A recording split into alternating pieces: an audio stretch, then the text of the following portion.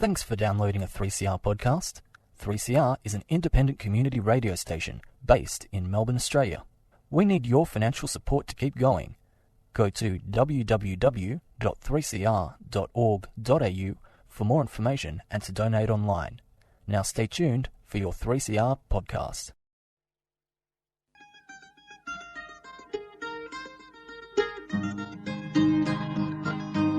We're putting up new buildings, we're knocking down the old.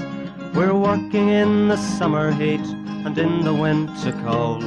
And the labour power we sell, me boys, for a hard-earned weekly pay produces mighty profits for the greedy MBA.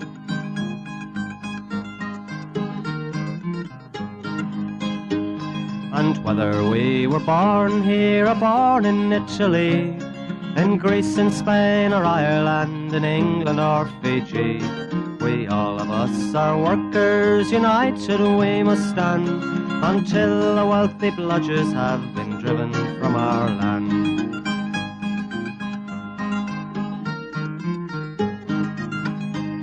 We faced deregistration, it backfired in the face. We're not fooled by arbitration, we won't stay in our place.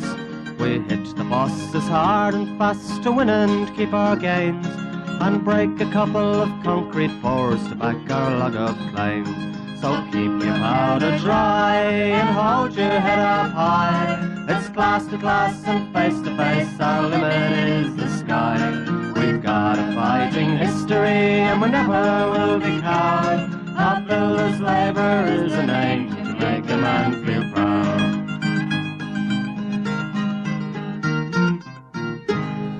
And it's good morning from the Concrete Gang, bright-eyed and bushy-tailed on 3CR Community Radio, 8:55 on your AM dial, every Sunday morning, 9:30am. Good morning, me old mate Campo. Good morning, Gorilla. Now, we have got a couple of guests in, which we'll introduce shortly. We've just got a couple of things to get through, and one of them's the old picnic day. The old bosses are up to the old Christmas cheer again. Tell them blokes they can't have picnic day. Well, it's a day off. It's obviously in the calendar. It's a day off. It's in the EBA. In the EBA, so have a picnic at home with your family. Obviously, a lot of the jobs are asking for donate some money to a charity or whatever instead of buying a ticket this year. So dig deep because there's a lot of charities that are hurting and all that. And good luck to the blokes. I mean, every job's doing something different, but there's a couple of blokes. I think that our mate from Cairns, I forget his name. We'll get that in a minute, but he's on a bit of hard times, so the boys are doing different charities and different jobs. They're donating the $50 they'd normally pay for their picnic ticket to a charity, which is a fantastic thing for Christmas. And that's what we do at the CFMEU. That's what we do best. Campo. Dig deep. So like the Gorilla said, a lot of jobs are picking their own charity or their own thing, so get in and dig deep.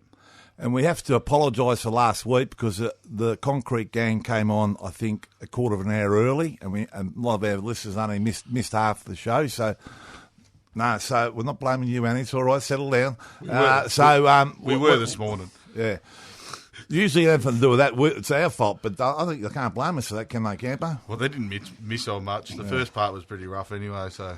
We'll chop through this because we're dying to get to our guests, but we should mention the delegates meeting yesterday. It was a fantastic turn-up. Jeez, I started counting the delegates and I gave up. Yeah, it was good. It was a massive turnout, and it was good. First one we've had really in 4 months, I think, 4 or 5 months since due to COVID. So it was good to get everyone back together. Obviously, it was our last one for the year, but we are going to be starting fresh next year, and everyone's ready and rolling, ready to go. And I reckon there would have been a few playing up after it. Yeah, I reckon there might have been a few laying around Port Melbourne. I drove over a couple on the way this morning, I think, but anyway. I reckon there was one laying on the Bowls Green. I hope it was hazy after his shocking report the other week ago. Oh, he did let you down. He did. Now, listen, we're going to cut... Never mind all this stuff. We need to get to our guests here. Now, we're going to introduce Annie Duggan. We did explain to you last week. She's retiring. She has been our training officer, whatever you want to call her, for 29 or 30 years. And surprise, surprise, yesterday she got made a life member. Congratulations, Anne. You can talk there, mate. Thanks so much, Gloria. That was a pretty amazing experience yesterday to go to the delegates. And then we held at the training centre in the high-risk work facility. And that you built? With all the really lots and lots and lots of stewards and people that have done training with us. Almost all those stewards there had done training with us, which was pretty spectacular. Can't believe you didn't cry. I had the lip trembling like a front end loader, and you didn't cry. I was kind of having an out of body experience. It was pretty amazing. It was a very well kept secret, and all the staff from the training unit were invited, and that was just so good to have them there because they've been really dedicated and been really fundamental in getting that training unit going, and so it was like a shared experiance. Well, you can't do it on your own. The best people in the world. Yeah, so how do you top that? For the listeners out there, the amount of I'd love the figures one day on the amount of members you've trained up and all the people have kicked on because of the and as John Secker said yesterday, all the people that lives they've saved with the first aid and all those other things. Yeah. And that's been an unbelievable thing. When you sit there yesterday, I was 30 years ago with Loretta, who we're going to introduce in a minute. We were training people Loretta was training people on jobs and all that 30 years ago, and we've gone from having training on jobs in the smoko sheds to an amazing facility we've got down in Port Melbourne there. So we'll introduce Loretta. How are you, mate? I'm very well, thank you. Good back here again. We can't dust you off, can we? We keep bringing you back, you know. I was supposed to be retired. What was it? I think it was about 9 years ago. Yeah, we've had about 8 parties for you, but I mean, that's all right. We might have another one today, you know. Well, that's why I keep coming back. Exactly. And Loretta was unbelievable because in the days when this started, we had a lot of the Greeks, Italians and all that couldn't speak English. She also trained them to speak English to be able to do the course, and she also trained some of the boys up, and we were talking about it earlier, Archie and Peter and Drisky and all that. How you ever trained them up? That was a miracle. But anyway, you did. So it's been a great thing, and it's been overwhelming for you, Anne, after getting this magnificent, well, not award, but a magnificent, being a life member of the union. That's not they don't throw them around, I'll tell you. No, it's a real honour, and I really feel privileged, and it couldn't have been a better present. I was really so surprised. But it was just the best present in the world. Wouldn't they just throw your flowers over your shoulder, then didn't you stick them up your arse? This is better than the flowers. The flowers were beautiful. No, I'm only joking. Yeah, but can I say too, a well-deserved one. 100%. Because Anne has put in her life over this last almost 30 years to that training unit. And she always says, which is true, you can't do it alone. She's had her team, me included, with her. But she was the leader, fantastic leader, and getting things going and working. Am I allowed to swear? Yeah. We do all the time. Working her arse off. Oh, don't say that. No, no, that's all right, yeah. And has built the training unit from nothing back in the early 90s, where we were begging employers to let us train their workers, and they didn't want to know about it, up to now. Look, I don't know the figures off the top of my head, but I know there are thousands of workers who have gone through, and for some of them, it's changed their lives. You know, they people who came in being with a big lack of confidence in their skills, especially literacy, you know, when you're learning how to write different documents and so on, and coming out at the other end, you know, stewards on site and OH&S officers. This is from the health and safety side of things. And to me, I've just been honoured to be part of it as well. It's just been a big journey, a roller coaster. Not always easy, but fabulous achievement. I think the fact you got about 4 standing ovations from every person in the house, I mean, it gives you some sort of idea what respect she's held with amongst the union and all the members of the union.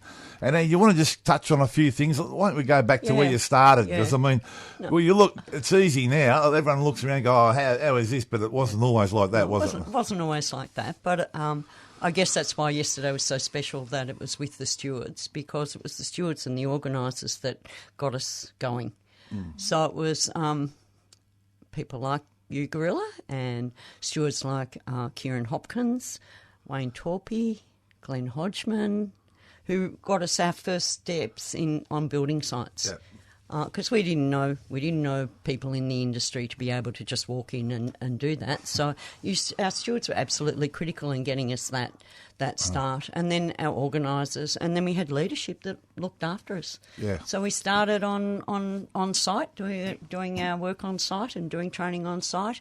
We started with health and safety and first aid, and really important things to construction workers and things that bosses found really difficult to say no to, and have gone from there. Yeah, and it's if you think back to those days, I mean, where we are now, I mean, there was no one trained in anything those days. Absolutely nothing. I mean, you might get we had old Peg Leg come around and getting tickets for the cranes and things like that. You just come on, have you pull his binoculars out, watch you land a couple of loads, and that was it. But then, with the proper training, you got the theory side of things, and you know what you're supposed to be doing, you know, and all that sort of stuff, which Loretta was very good at. But like, so along the way, I mean, you know, just go through a few of the things that. So I started. I started on the 1st of April 1993. You hate bringing that up, don't you? and I chose that day. It must have been a prediction. No, but what about what one of your staff said? How long have you been doing this? Oh yeah, one of my staff asked me how long I'd been there, and I said 29 years, and she said, "That's how long I've been alive." So that's when I realised that retirement was probably, you know, on the cards, because this wasn't my first job. So I'd been in education for some time, but the day I started was the day that the Bury the Hatchet election was called.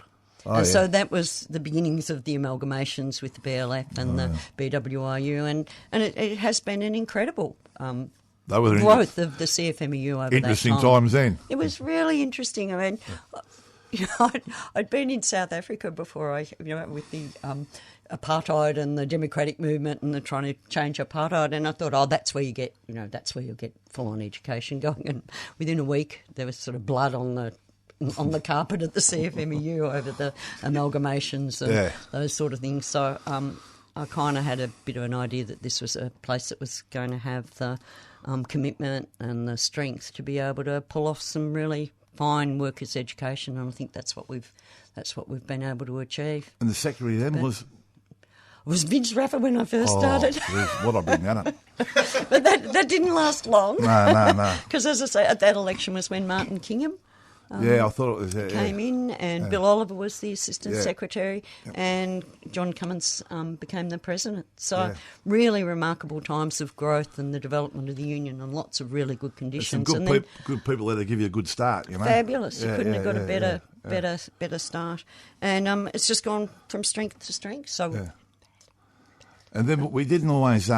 And we weren't very financial those days, were we? No, we were quite broke. Yeah, exactly. I didn't get paid for a while when I started. No, I was going to. So, and all love these. Job. Yeah. Whether you like or not, these things all cost money. I mean, so it would have been very hard to get a good start there, With money, finances to start. But that was again the whole industrial side of things too, that organisers and everyone and the leadership really pulled together, and it was the CFMEU that started the industry training and the industry training grants. If it hadn't been for the CFMEU, it was a time of incredible deregulation and deregistration of all sorts of things. So our whole health and safety things were being deregulated.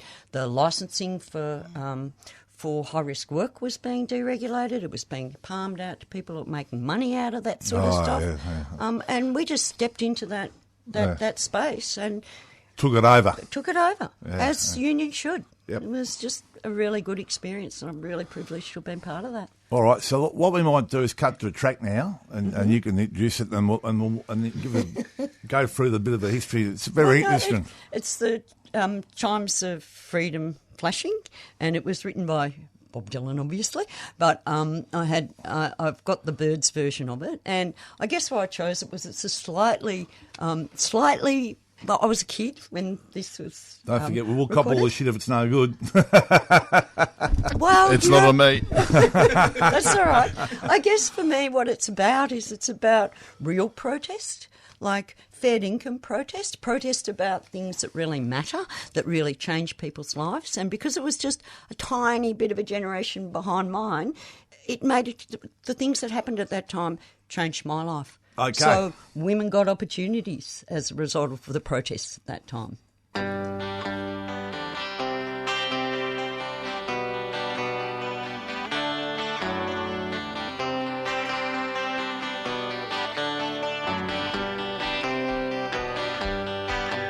far between sundown's finish and midnight's broken tone. We ducked inside the doorway, thunder crashing, as majestic bells and boats struck shadows in these sounds, seeming to be the chimes of freedom flashing. Flashing for the warriors whose strength is not to fight. Flashing for the refugees on the unarmed road of flight. And for each and every underdog, soldier in the night. And we gazed upon the chimes of freedom flashing.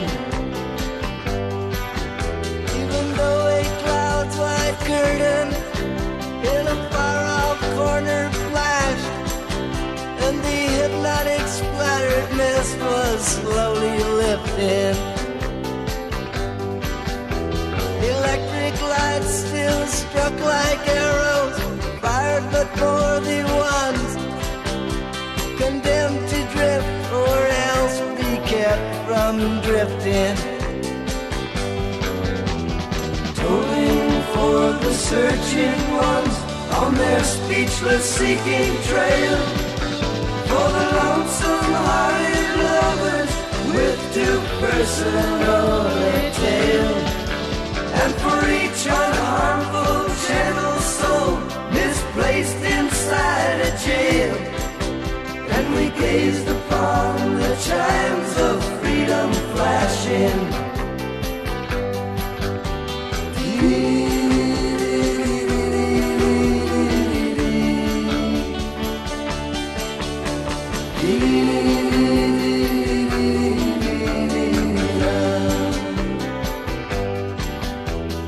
Starry-eyed and laughing as I recall when we were caught, kept by no track of hours, for they hanged suspended. As we listened one last time, and we watched with one last look, spellbound and swallowed till the tolling ended. Tolling for the aching ones whose wounds cannot be nursed, for the countless confused, accused, misused, strung out ones and worse, and for every hung-up person in the whole wide universe. And we gazed upon the chimes of freedom flashing.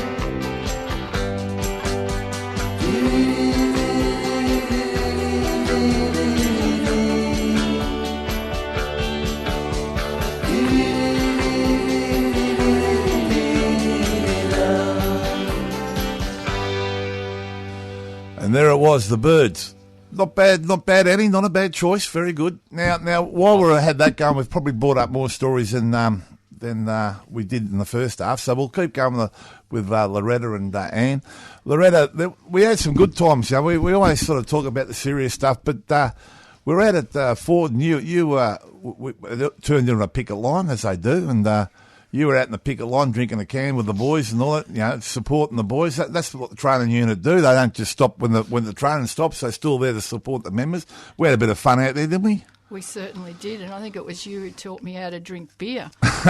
Yeah, well, probably the only thing I'm good at, you know. But not having a smoke. I smoked. Yeah. Since I was a kid. Yeah, no, that's right. But we had some good fun on the picket line. We had Archie out there and a few of the boys, and then the boys decided to get a golf club and hitting golf balls back in the Ford. That wasn't great. Didn't go too well for us. But and then also the MUA. You were down there on the picket line, the famous MUA picket line with Kama and all the gang. And yeah, well, we were there because what we did was the trainers and teachers in the training unit took turns on the first aid van. I think we had a van down there, and I was there all night. And early in the morning, the word was coming through, you know, the cops were arriving, and they all marched down the dock, and everybody's really tense, thinking, what are they going to do? And they all lined up in 2 lines, and it was sunrise. The sun was coming up, and then bang, we heard that, and here comes Billy Oliver with all the building workers behind him. It was like the cavalry had arrived. I'll never forget that. It was just this most wonderful feeling of, I suppose, solidarity, knowing, the troops have arrived to support us. And of course, the police were calm. They just stood there and they were quiet. But that was an amazing experience. They weren't too calm when I saw them. We were marching down. Their eyes were like rabbits in the spotlights, seeing us coming.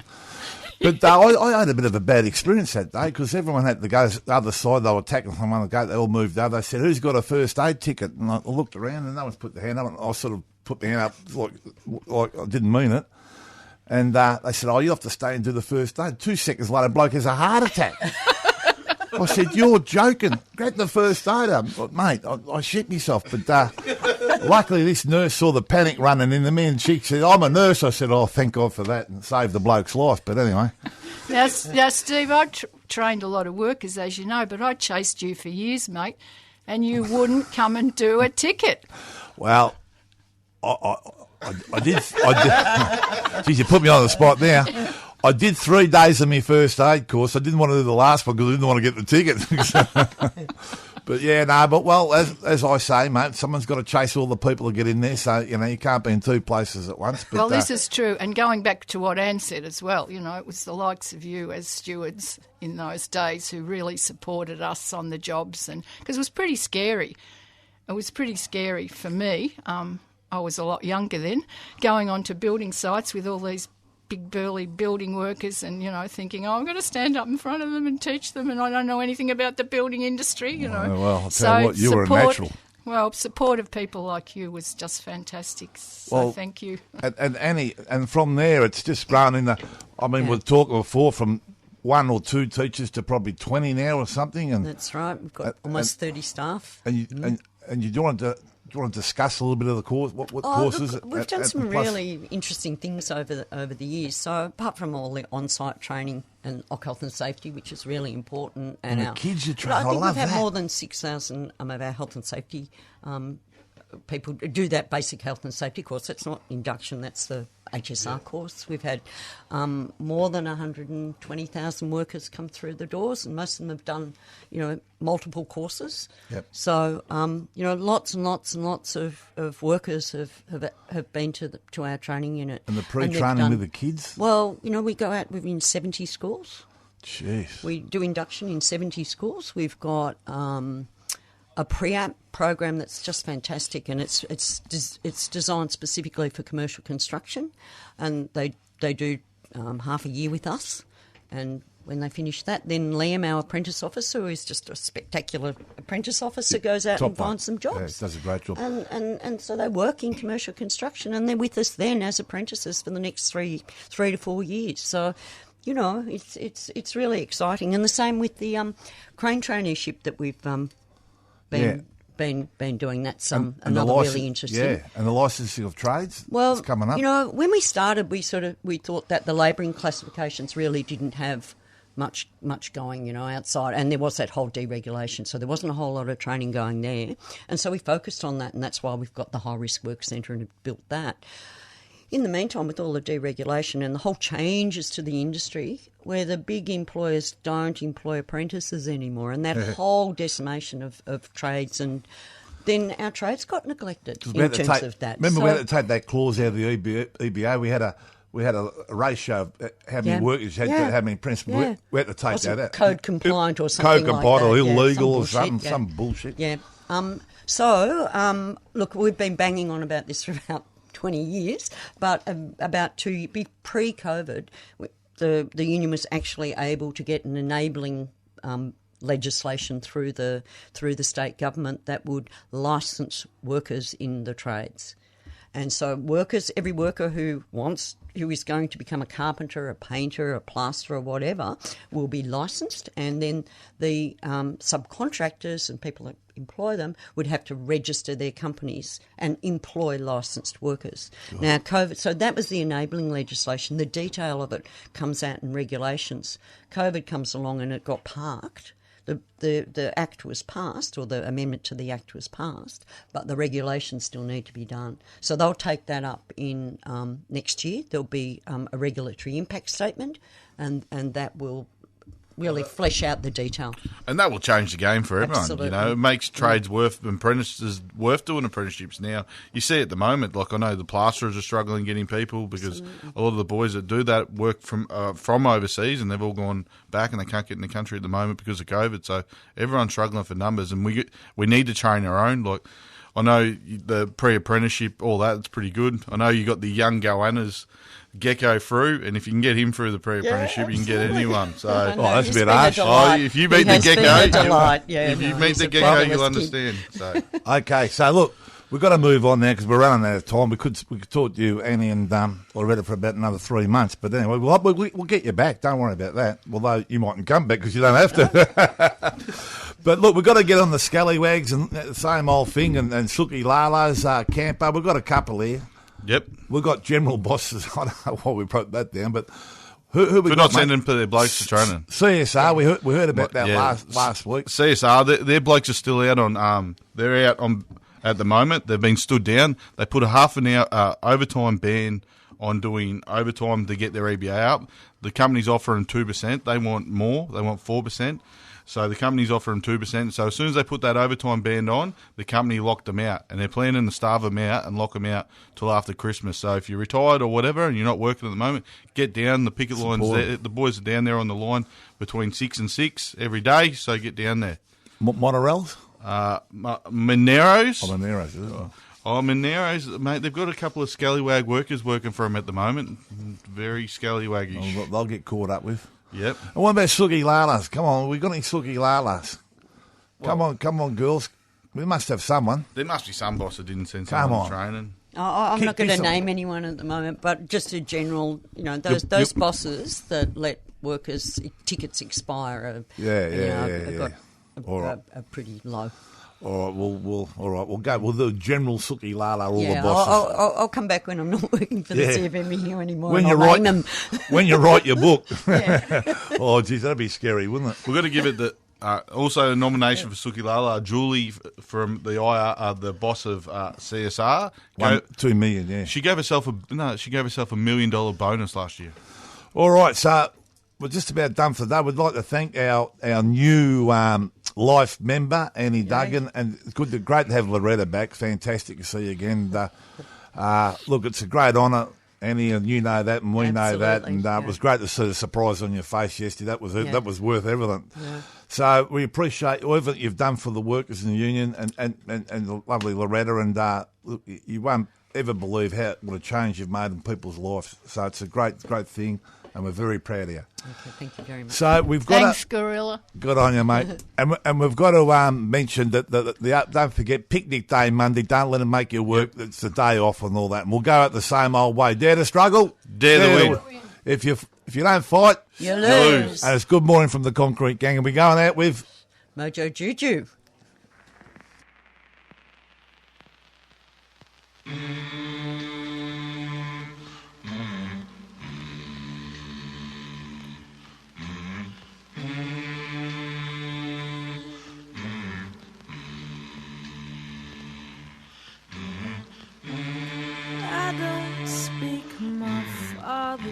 Native tongue. I was born under the southern sun. I don't know where I belong. I don't know where I belong. My great granddaddy was Wiradjuri. My father came here from the Philippines. It's where I live, it's where I wanna be. Ooh, but you make me feel so ill at ease.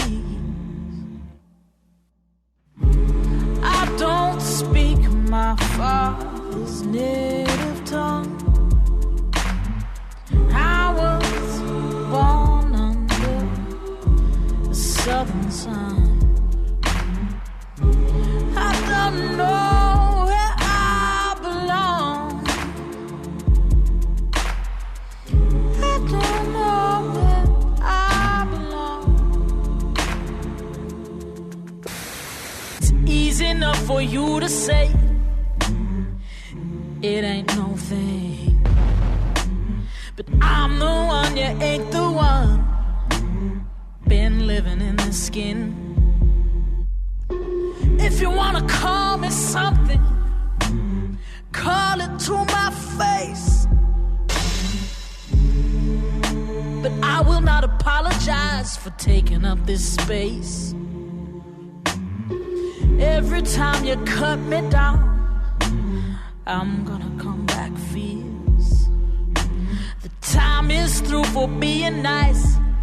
Let's call it what it is.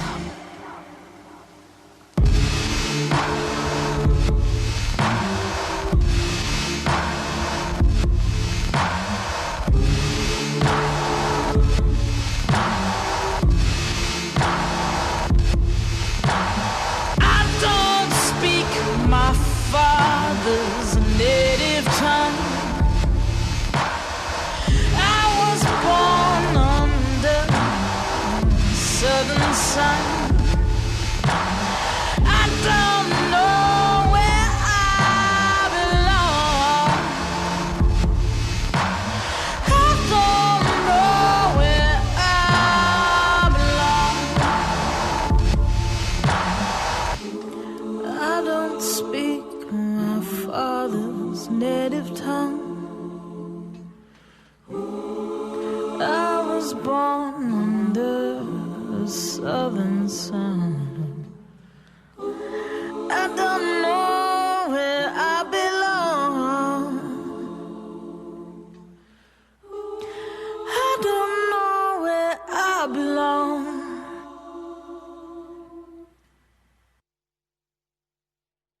You've been listening to a 3CR podcast produced in the studios of independent community radio station 3CR in Melbourne, Australia.